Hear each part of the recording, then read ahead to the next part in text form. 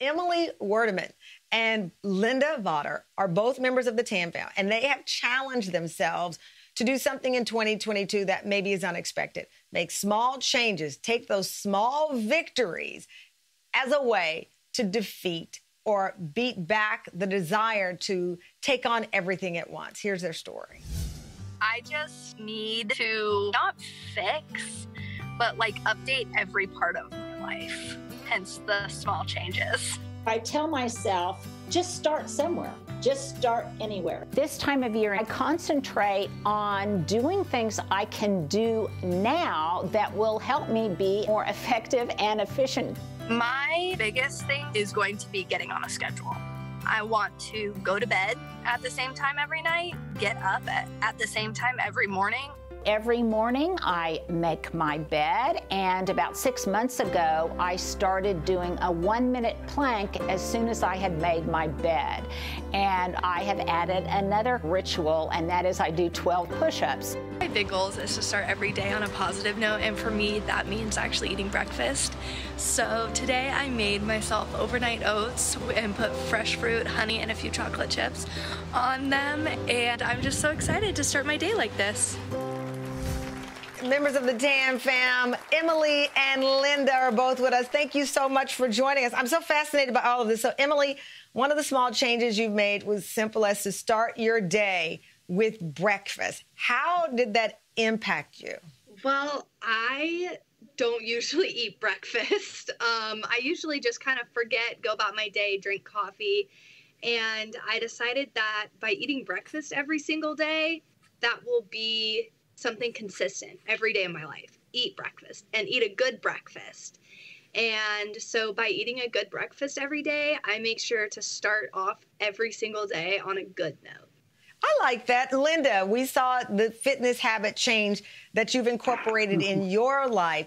You know, again, I said at the beginning of the show, I've been doing these 5-minute workouts. And at first I felt silly. I'm like, 5 minutes? They tell you you're supposed to work out 40 or 45 minutes. But full disclosure, before I came down to sit in this chair, I did my 5 minutes with my son watching, and I felt good about it. Yeah, I think those tiny incremental changes just give us this little charge of self-confidence. And when we do them, it makes us feel better about ourselves. And you get this little dopamine hit, a reward that if I can do that, then I might be able to do some other things. And it kind of, I think, stimulates you to then go on and do something else that's positive. Emily, you have taken on the goal of working on time management. How did you make a small change that you feel will impact the larger challenge of time management and scheduling? Well, I'm about a week in, so I'm still working on it, still trying to figure everything out. I'm a full-time student teacher in a preschool, and I own a small business, and I work on the side as a nanny. So it's kind of, for me, my schedule just needs to be something consistent. Every single day isn't going to be the exact same. But I'm trying to say, you know, by going to bed at 9:30 or 10, I then get enough sleep to wake up at 5:30 to get up to go to preschool. So for me, it's more just like trying to make sure I'm consistent every day with the things that happen every day. Every day I'm going to go to bed, and every day I'm going to wake up. So I want to make sure that those things happen consistently so that that part of my day is always there for me. I like that because it's a cause and effect. If you go to bed earlier, you can wake up earlier and start the day and get those things done. I like that a lot. Linda, for you, is this the first time you've tried the concept of a small change with a big impact versus taking on monumental things? Well, not really. I think one of my very favorite expressions is eat that elephant one bite at a time.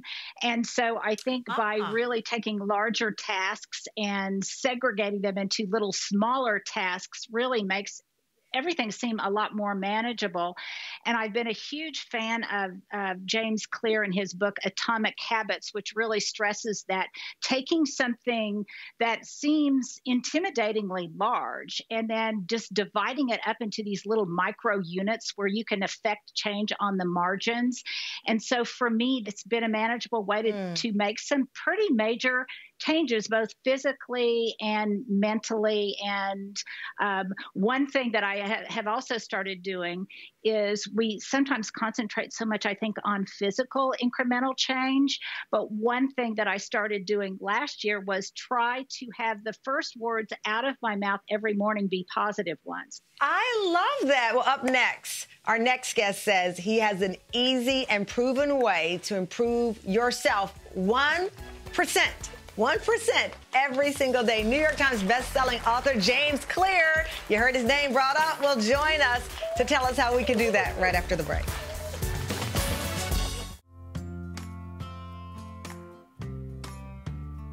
I decided that I wanted to make some small but meaningful changes in my life because I feel like all those small changes can lead up to one big change that will help every aspect of my life run smoother.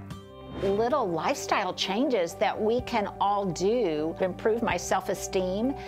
They make me feel as if I've got a little bit more control over my life in a world right now that's very chaotic, and they just make my life easier.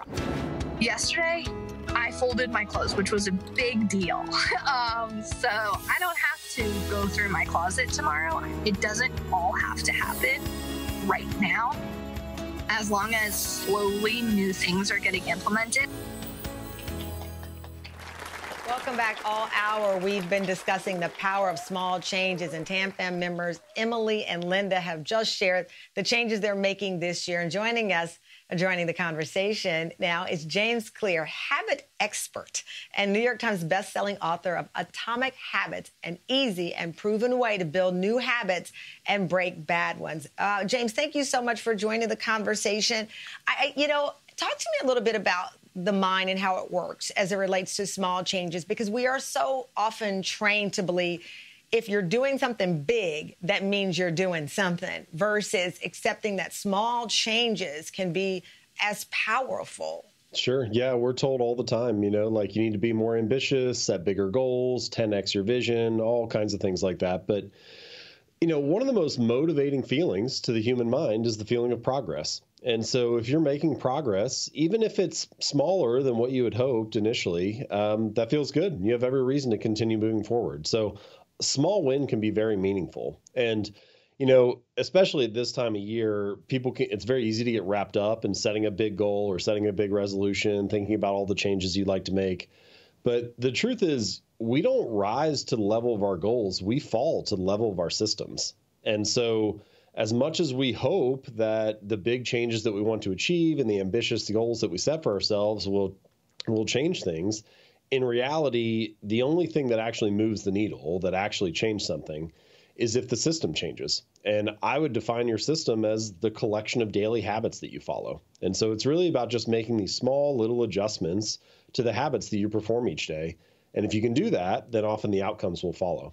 You have the 4 stages of habit forming: noticing, wanting, doing, and liking. The saying, those who can't do teach. You do this and you teach this. How has it impacted your life? Well, first of all, we all have habits, right? Every human is building habits, whether you're thinking about it consciously or not. But I came into it and designed my habits as an athlete. So I was a baseball player through college, and so that was an area where I got exposed to it. Then, of course, as a student, you need good study habits. And then once I launched my own business, at this point, it's been over 10 years, but you have all sorts of habits that you have to build a successful business, build a team, and so on.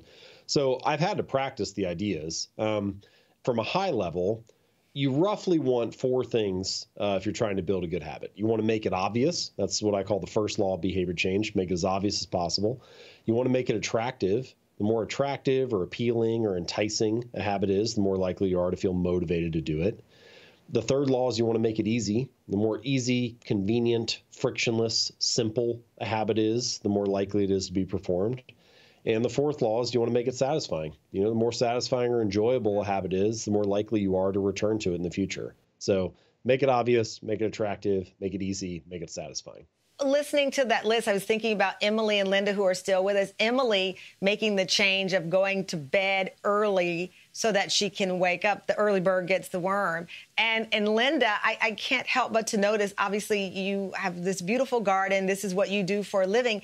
And the patience that we all need. I mean, gardening is the best example really of that, that simple change of watering and watching something you implement in your life every day. James, going back, though, to the core of it, though, I think what you are saying will ring true and will resonate with people, but we all still fall at some point back into the trap of, okay, big things. You look at TikTok and social media. Everyone's always talking about making big changes, doing big things. What happens when we falter? How do we reset? You know, I think there are a couple things. I mean, first, it's just a mindset. There's a philosophy to keep in mind. What I'm encouraging here, this idea of getting 1% better each day or making some small positive improvement, it's really about focusing on trajectory rather than position. You know, there's a lot of measurement and discussion around our current position in life. What is the number on the scale? How much money is in the bank account? What's the current stock price? What are the quarterly earnings? There's all these metrics that tell us, hey, this is your position. You're not quite in a good enough one.